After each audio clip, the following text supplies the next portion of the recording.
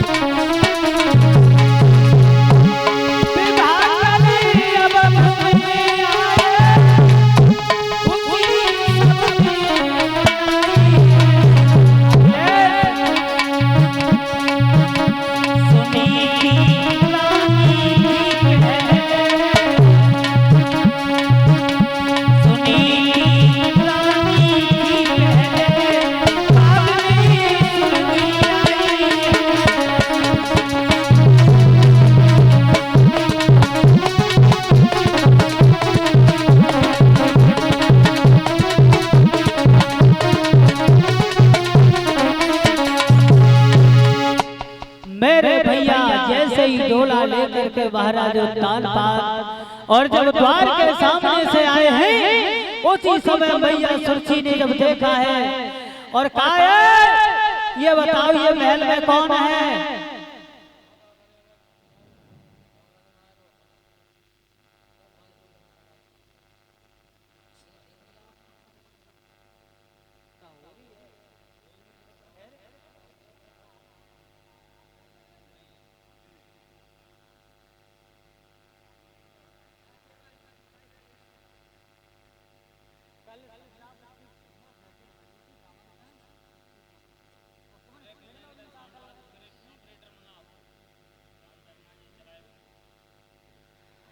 मेरे भैया जब मैया सुरची ने और सामने महलों में जब देखा है और कहने लगी है सुरची महाराज से ये बताओ ये महलों में कौन है, कौन है बोलो ना।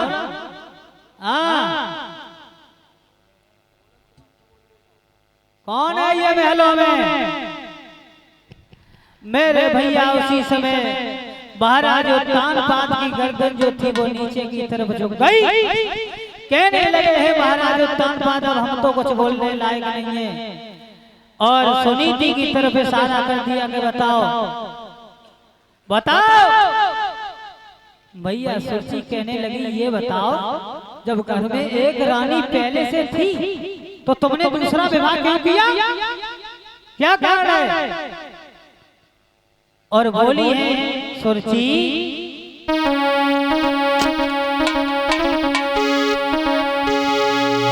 जब एक तुम्हारे रानी थी तो हमें व्यर्थ हो।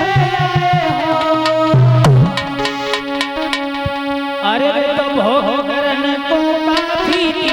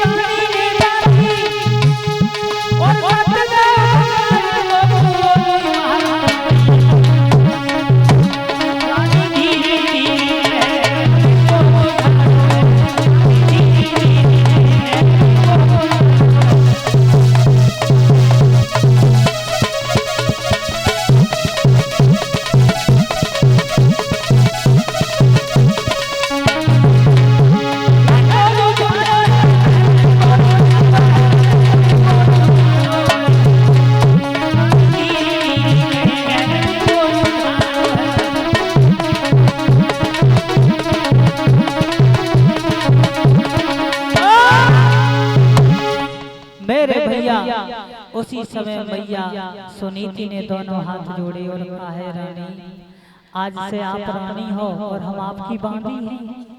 कृपया आप डोला से नीचे उतर आओ और ये अपना राजपाट देखो। सुरची कहने लगी नहीं नहीं नहीं नहीं। महाराज उत्तानपाद से बोली अब आप ऐसा करो हमारे डोला को हमारे पिता के यहाँ छोड़ाओ, हमारे पिता के यहाँ कराओ। जब महलों में एक रानी पहले से तुम्हारी क्या होगा जो तुमने दूसरी शादी कर ली।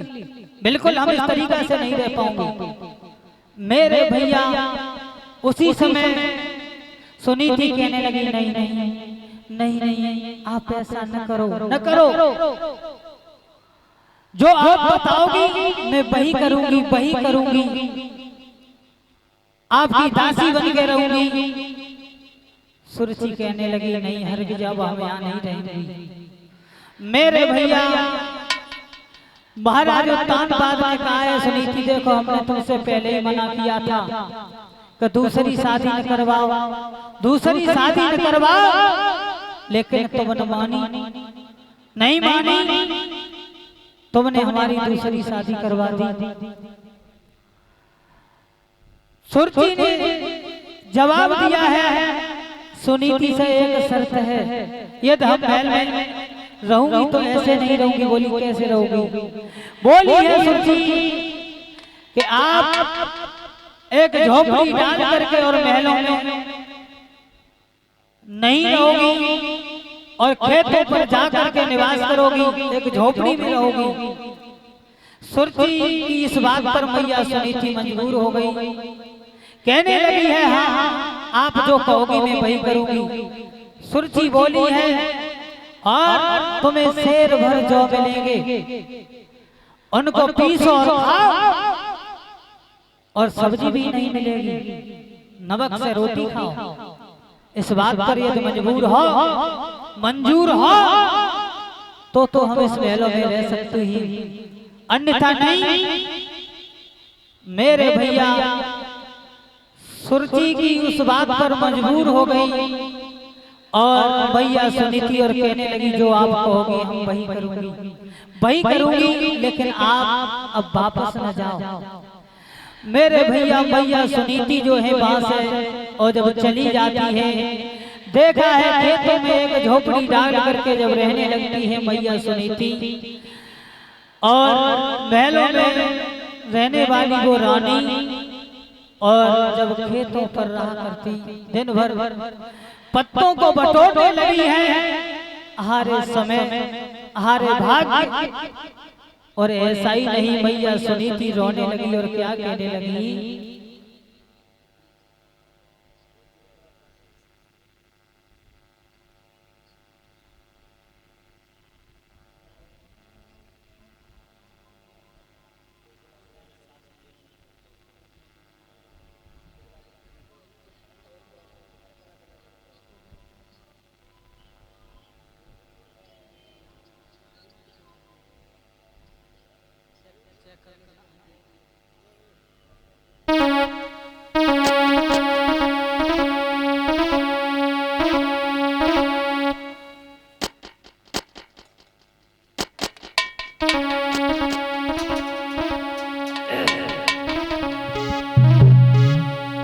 अरे सुनीति रोई रही बन में और करी करी समय अपने की याद,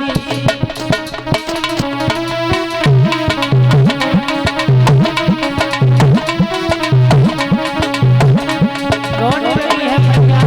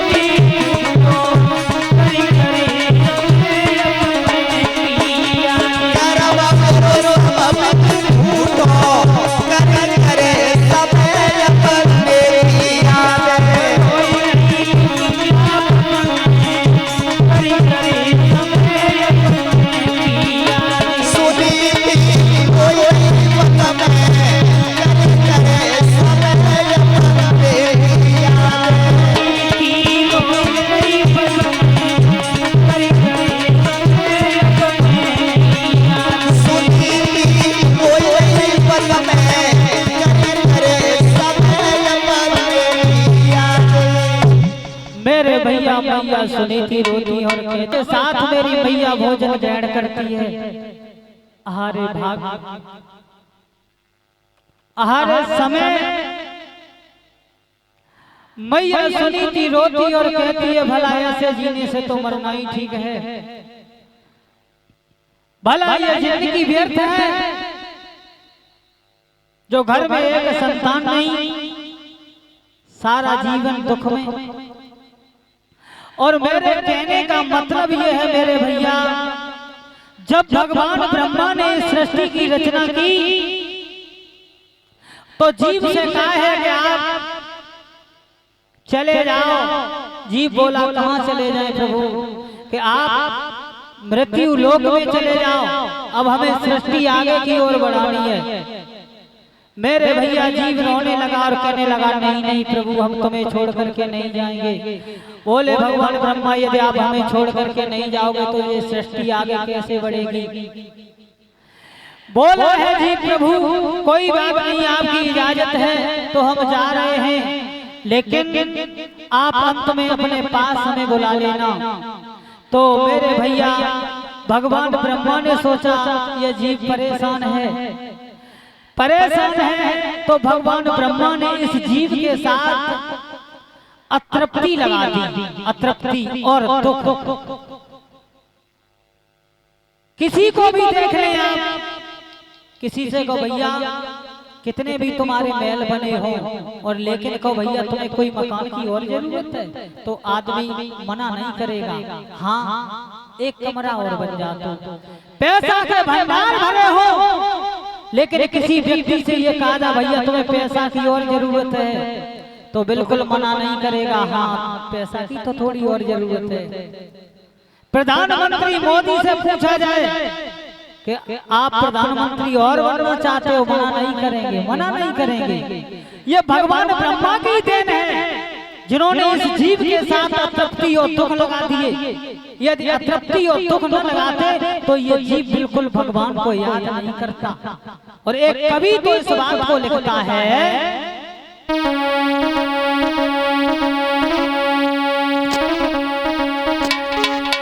कि मैंने जग की अजब तस्वीर देखी और एक हंसता है दसियों के।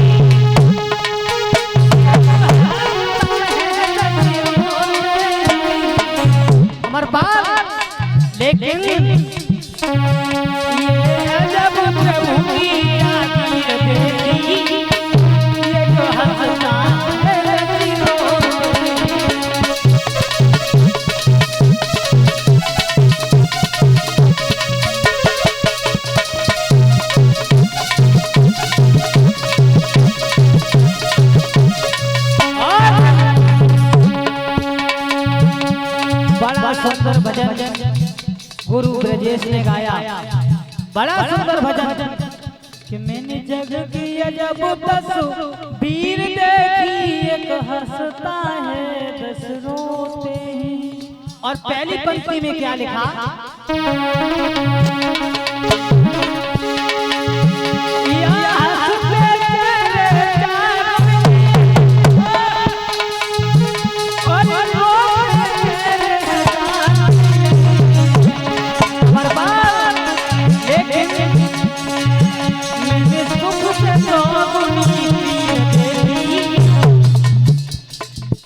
मैंने सुख से सौगुनी पीर देखी, एक हंसता है दस रोते।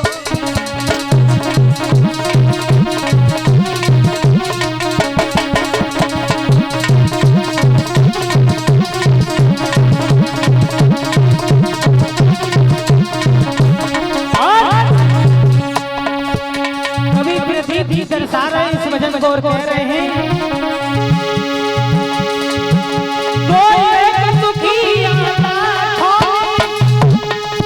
और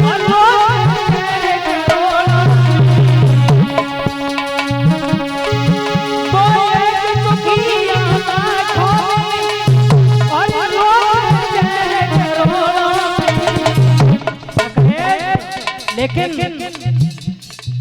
मैंने गिन गिन हरी तकदीर देखी, सर्व सुखी कोई नहीं है यहाँ, कोई नहीं है। कोई एतकारी से दुखी है, तो कोई बेवारी से दुखी है, तो कोई परिवारी से दुखी है, तो कोई रिश्तेदारी से दुखी है, और कोई अमरपाल हाँ हाँ समझो सारी से दुखी है, और तो कोई फिर समझो गरबारी पे। क्या लिखा कवि प्रदीप ने?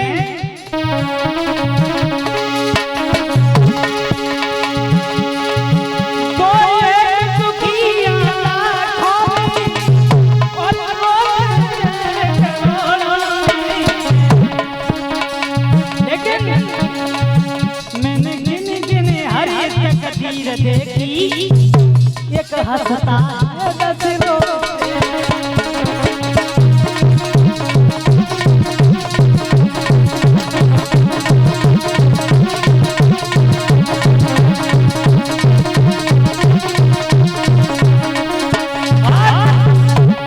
बड़ी सुंदर कल्पना कर रहा है कवि, समझ आ रहा है अपने शब्दों में। हे प्रभु तेरी इस माया का तो किसी ने पार ही नहीं पा पाया। ये जब प्रभु तेरी माया है,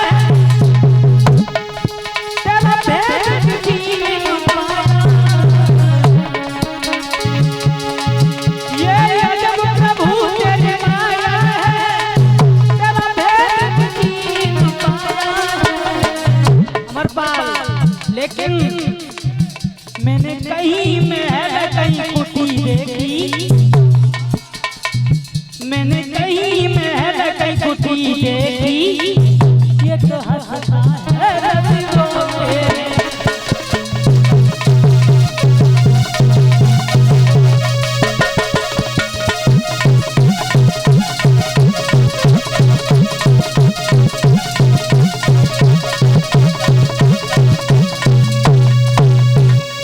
मेरे भैया इस संसार में सर्व सुखी हमें तो कोई नजर नहीं आ रहा। हर एक बात से कोई न कोई व्यक्ति हर समय कोई शरीर से ही दुखी है। सर्व सुख भगवान ब्रह्मा ने किसी को नहीं दिया। इधर मैया सुनीति बड़ी दुखी है कि घर में कोई संतान नहीं है, बात से बड़ी दुखी है। मेरे भैया धीरे धीरे मैया सुनीति जो है वो उस झोपड़ी से और बाहर जब निकल के गई है मरने के लिए। और ऐसा ही नहीं भैया अमरपाल, अरे दुख की मारी बात और महल से बाहर खड़ी आई।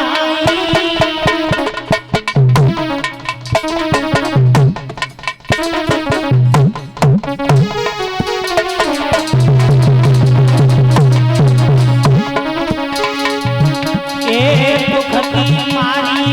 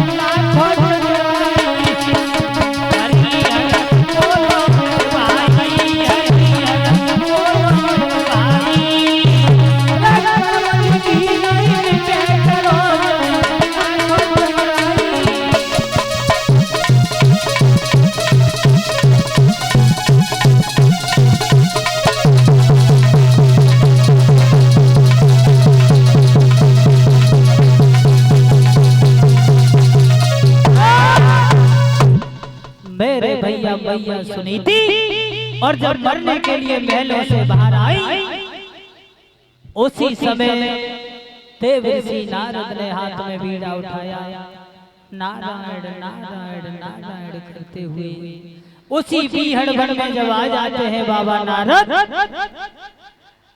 और बाबा नारद ने आकर के मैया सुनीति से जवाब दिया है, रानी आप बगैर मतलब में आधी रात्रि के समय और इस बीहड़ वन में क्यों चली आई, क्या कारण है? तो मैया सुनीति ने दोनों हाथ जोड़े और कहा है, महाराज संत भगवान, हम इस वन में मरने के लिए आए हैं। देव ऋषि नारद बोले, मरने के लिए? बोली हाँ। क्यों? ये तुमको किसने अकल बता दी कि हम मरने के लिए आए हैं? कभी तुमने मरे हुए आदमी को जीवित किया? बिल्कुल नहीं महाराज। फिर तुम्हें मरने का अधिकार किसने दे दिया? जब तुम जीवित नहीं हो सकती हो तो मर क्यों सकती हो? बिल्कुल नहीं, गलत बात। देव ऋषि नारद बोले हैं, आप मरो न, बिल्कुल न मरो, लेकिन देवी हमें इसका कारण बता दो कि आप मरने के लिए क्यों आई इस वन में, क्या कारण है? मेरे भैया उसी समय मैया सुनीति के आंखों में आंसू आ गए और हल्की भर के रोने लगी मैया सुनीति। लेकिन उनके मुंह से कोई जवाब नहीं आता, कोई जवाब नहीं आता अमरपाल। देव ऋषि नारद इशारों में पूछने लगे और कहने लगे हैं, बेटी अरे के बरसात हो भी भाई कोई